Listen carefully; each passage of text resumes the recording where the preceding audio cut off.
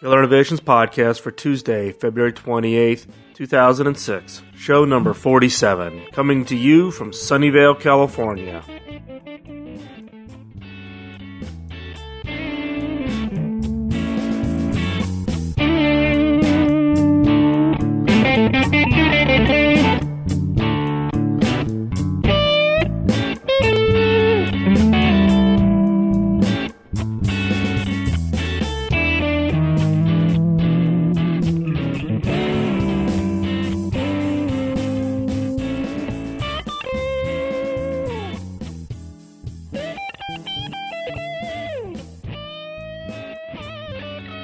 Welcome to the Killer Innovations Podcast. I'm your host, Phil McKinney. Before we get started, please keep in mind that the information and opinions expressed in this podcast are mine and mine alone and do not necessarily reflect those of my past, current, or future employers. Well, I had a great weekend. It was actually my 25th wedding anniversary. So my wife actually came out to California and spent the weekend. Needless to say, we over the last couple of years have not been able to spend a lot of time in the same city given my travel schedules, but again, we had a great weekend, and that's kind of why the podcast is a little late this week. Please continue the feedback coming. I'm still looking for audio feedback for show number 50. This is show 47, so only 3 more to go. You can send me the audio feedback as an MP3 file attached to an email sent to podcast@killerinnovations.com, or you can call the feedback line at 703-636-4460 and just record your feedback. Any kind of comments, thoughts, opinions on the podcast, suggestions, thoughts on innovation. So show number 50 is, assuming that I have enough audio feedback, I'm going to hand that over to the listeners and let show number 50 be your opportunity to share your thoughts and opinions. Go ahead and send me email on any thoughts, comments, feedback. You can also always Skype me. My Skype handle is Phil_McKinney. Also, don't forget to vote out at Podcast Alley or post your comments at iTunes and at Yahoo and any of the other sites that you frequently visit. Voting and posting your comments are the easiest way for you to say thanks to the producers of your favorite podcast. For those of you who may not have been visiting the killerinnovations.com site, there are 2 new pages with links on the main page out there that you should go out and take a look at. One is called the Killer Innovations Toolkit. This is a new page that I've put up that documents all the books, magazines, videos, audio that I reference in both past shows and in upcoming new shows. And this is basically to answer the common question I get about what magazines do I read, what books have I read, any other tools and tricks that I've been able to acquire over the years that I use in my work in the areas of creativity and innovation. So go out and check the toolkit. I'm pretty much updating that at least with a new item every day, so that I don't overwhelm you with the entire list all in one shot. So visit that. The other is the events page. This lists out all of the dates and shows and events that I will be participating in up through, I think I've got it through December of this year. It's not completely up to date, but that way if you see a show or an event where you'll also be at, drop me an email, let me know, and we'll see about having a chance to get together. Also, on the events page, you'll see a link on the right-hand side if there's a special request for possible participation in the speaking engagements. If you would like for me to speak, there's a link on the right-hand side. You can drop an email, and we'll try to see what we can do about getting that scheduled, given the day job challenges. In fact, I just received a request for a speaking engagement at a community college overseas, and we're looking to see if we can't do that by video conference. But always willing to help and motivate. I do enjoy speaking, particularly to college students and on college campuses. Just kind of love that energy and enthusiasm. Kind of reminds me, I wish I was 20 years younger than I am now. Let's see, what else? Also, go ahead, if you haven't been out to visit the KI community site, please go out there and visit. A lot of good conversations going, looking for more participation from the listeners. It's an area where you can post your own ideas, thoughts on new kinds of innovations, questions about processes, links to interesting articles that you may have found that you want to share with the rest of the community members. And also, I just want to thank all the listeners for continuing to send me feedback and send me the encouragement. Basically, I've come to the realization that if you weren't listening, I wouldn't have anything to do. I'd have to go find something else to do rather than do the podcast. And I really do enjoy putting together the podcast and sharing them with you. So again, thanks. Let's move on to the content for this week's show. Segment number 1, Improving Innovation. This is the number one question I get from the listeners, is how to improve the efficiencies of innovation. Whether you're a small business or a large business, the question comes down to is that, we may be innovative, we may be doing an okay job, but how do we increase the efficiencies of the overall culture of innovation within the business? So, what I've come up with, and these I've gotten from a couple different articles that I've kind of mashed together, a couple of mine that I've reworded based on my own experiences. But basically, and if you've listened to previous podcasts, you've heard me talk about the use of ratios in order to try to drive change within your organization. So I've come up with a new set of ratios about how to improve the efficiencies of innovation. The first ratio is raise the ratio of innovators to the total number of employees. If you're a 100-person company and you have one person who's really innovative, kind of a low ratio. How do you improve your efficiencies? Get 2, 3, 4, 5, 10, 20 people in your organization who are highly creative, highly innovative. That obviously is going to improve your innovation efficiencies.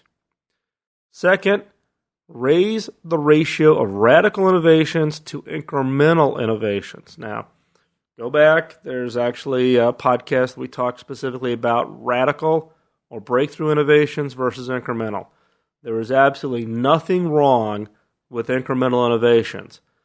The key, though, is that if you truly want to have impact, if you want to move the needle in the form of revenue, profit, impact on society, you need to look for those breakthrough radical innovations. So to improve your efficiencies, don't settle for incremental if that's not what your objective is. Raise the ratio of radical innovations.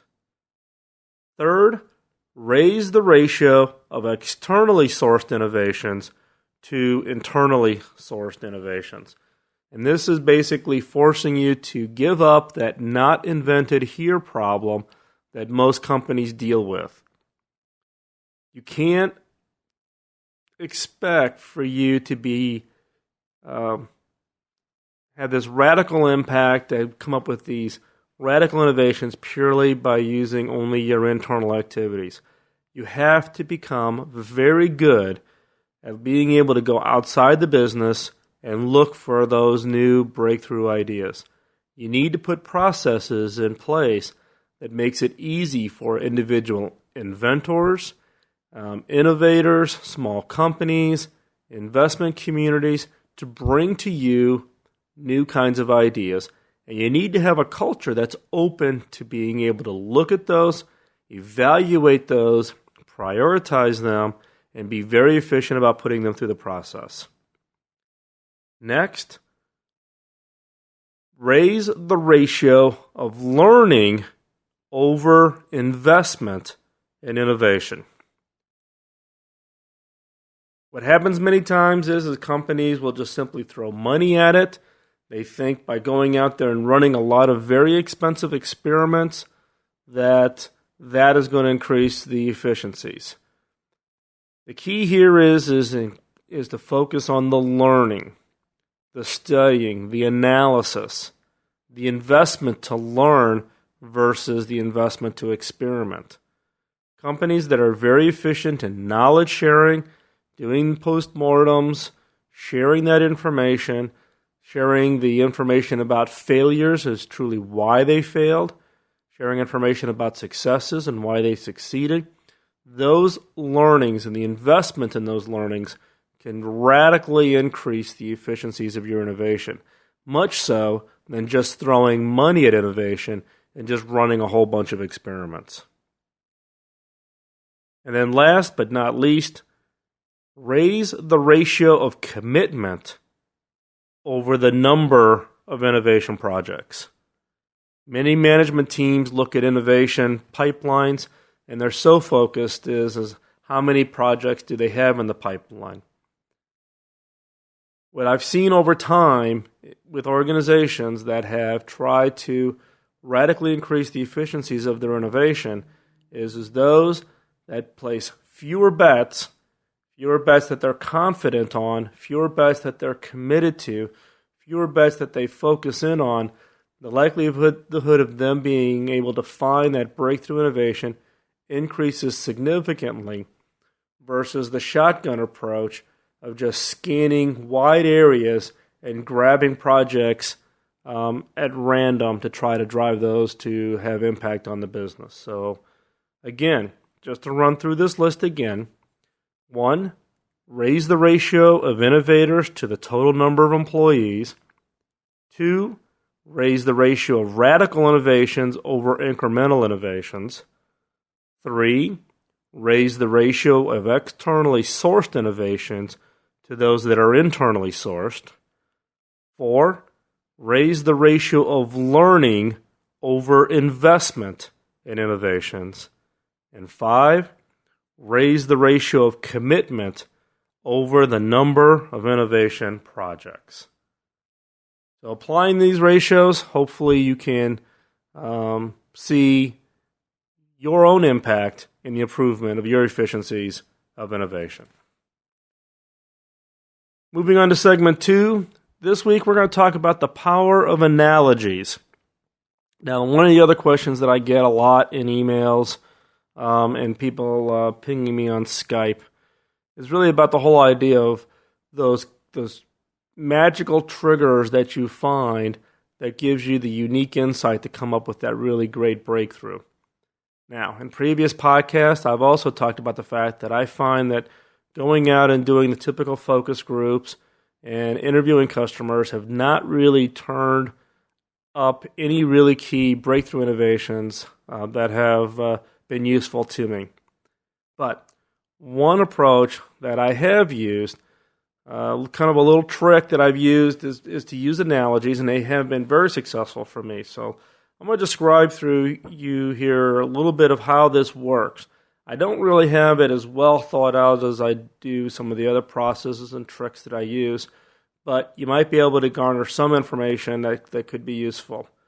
So what is the whole idea behind the analogy? Well, the analogy is to try to drive you to think, change your perspective, to kind of come up with that different linkages that you normally wouldn't think about when you're coming up with a new idea. So let's take TiVo as an example. In fact, this last weekend I was busy working with a variety of new technologies in the PVR, personal video recorder.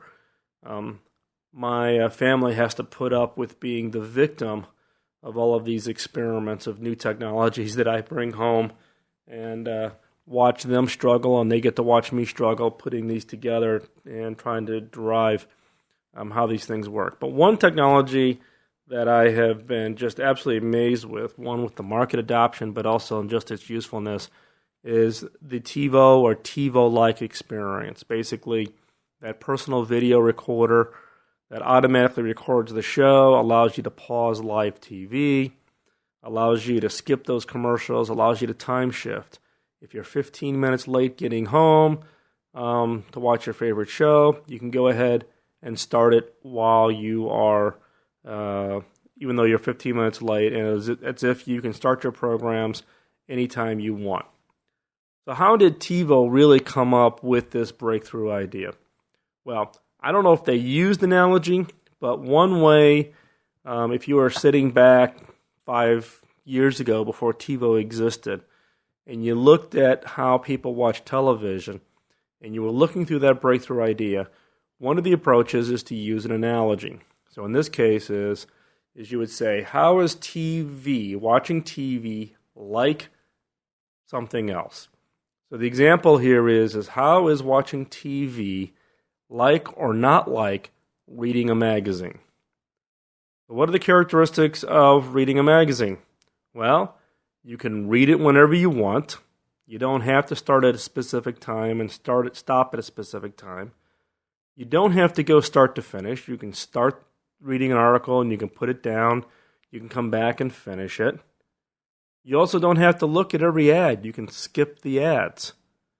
So if you sat down and you thought about how is watching TV like or not like reading a magazine, and you sit down and you describe what it is about reading a magazine, and then compare that against the capabilities of watching TV that are there or that are missing, then you can identify capabilities that could be potentially useful in coming up with a new idea. So in the case of a magazine, and TiVo, you can start and stop. You don't have to start reading a magazine. You don't have to start watching TV. You can pause it live. You can skip the commercials. You can save it for another time and pick it up for later reading, etc.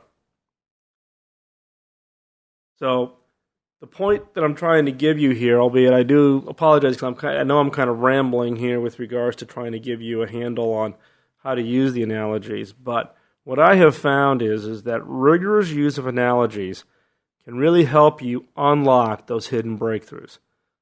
That one or two or three things that gives you insight that you're not going to get from going off and doing the typical focus group or the typical user interview. So, another example of an analogy comparison that's actually resulted in a very interesting product is comparing dishwasher to a microwave. Now, the problem with dishwashers today is that dishwashers are typically fairly large, designed for families. But when you think about the growing population of singles, and they have a dishwasher in their apartment or in their home, and they're typically eating by themselves, the problem you run into is what do you do with the dirty dishes? Do you wash them one at a time? Well, then why do you have a dishwasher? Do you put them in the dishwasher and run them? Well, that's a waste because they've only got a few dishes in them.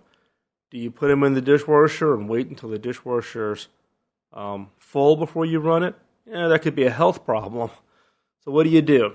Well, the analogy of a dishwasher to a microwave. Well, a microwave is very efficient from the standpoint of doing small items, doing them relatively quickly, designed for making small batches of food, those kinds of things. So what happened is one of the companies came up with a dishwasher that literally operates on a small load rather than a full load like a normal dishwasher. So you can put in a couple plates and saucers and a couple cups, and you can do very, very small batches. And these kinds of devices are hugely popular with the growing population of single people. So again, based on my experience, again, the rigorous use of analogies really can help you unlock the breakthroughs that you're looking for. Now, there's not a canned list of analogies that automatically create the magic linkage. You need to experiment. You need to find the analogies that work for your industry. So if you're working in a particular high-tech area, you may want to look at things, for instance, if you're doing media, maybe you look at old kind of media, whether it's going to the movie theaters or watching VHS tapes or something else. If you're in the restaurant business, maybe you look at large restaurants, cafeterias, eating at home, whatever the analogies or comparisons that you can come up with. And you're going to have to do the search. You need to find the analogies or the linkages that are appropriate. Don't get hung up, though, on trying to find linkages that are very close to each other. Be very, very random. Be out there looking at totally different industries, totally different user experiences, and trying to find those kinds of unique linkages. But when you find those right analogies, keep that list, because you'll find that you can actually trigger more and more ideas out of coming back and revisiting some of those analogies again. Moving on to segment 3, the killer question of the week. This is kind of tied to segment 2 on the use of analogy.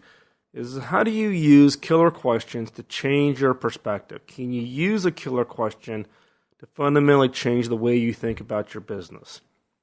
So, the basic example that I'm going to give here in the killer question for this week is the question really focuses around is how do you avoid becoming a prisoner of an industry norm or a rule of the business, kind of those unwritten handcuffs that basically lock the business from being able to do things differently.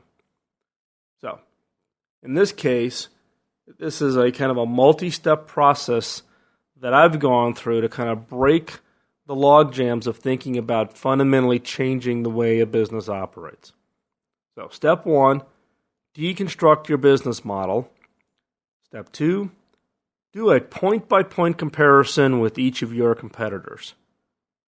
If you look at your business model, your supply chain, your value chain, your experience chain, however you want to refer to it as, deconstruct it and then lay out your competitors next to each one of those steps, each one of those components against your business model. And then for each convergence where your process agrees exactly or agrees closely to what your competitor is doing, that becomes the opportunity. And the killer question for this week is there truly no other way to organize this aspect of our business?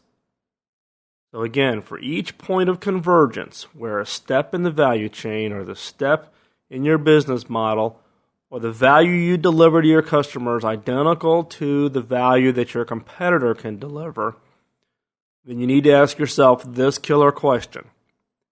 Is there truly no other way to organize this aspect of our business? And be honest with yourself. There's always another way to deliver value to your customer. You just need to spend the time, make the commitment, and think hard about how do you reorganize that business to deliver value. So again, deconstruct your business model, do a point-by-point comparison with each of your competitors. For each point of convergence where your value, your step, your process agrees with your competitors, then ask yourself the question, is there truly no other way to organize this aspect of our business? And with that, thanks for listening. Remember to vote. Go out to Podcast Alley. Post your comments on iTunes. Visit Yahoo. And leave your comments and your votes for the Killer Innovations podcast. I do truly appreciate them, and I do read them. Send me your feedback. We're coming up on show number 50. You can send me your audio feedback as an audio file attached to an email sent to podcast@killerinnovations.com. Or you can call the feedback line at 703-636-4460. Always, you can feel free to send me an email or Skype me. The email is podcast@killerinnovations.com. Or you can Skype me at Phil_McKinney. Visit killerinnovations.com for the new links that I mentioned in the beginning of the show to see the toolkit, which is books, audio, video, creativity card set, deck sets that I use. There is an RSS feed, so you can stay up on them as I post them. As I said, I'm doing about one a day right now because I don't want to overwhelm everybody looking out at the list. Also, the events list is out there, so you can see trade shows and that I will be at. And if you happen to be at the same trade show, feel free to drop me an email, and let's get together for either a meal or for drinks. And last but not least, get subscribed. There are a number of listeners who are still directly downloading from the website. Get yourself a podcatcher software, whether that be iTunes or iPodder or any of the other software tools that are out there, and subscribe. That way you'll get the show automatically every week as I post it out there, and that way you don't have to continually check the website. So get subscribed.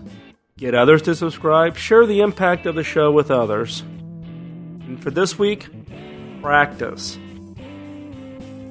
Innovation, as I've said many times, it's not a gift that's given to you. It's a skill to be learned, and it's a skill to be practiced, and it's a skill to become proficient at.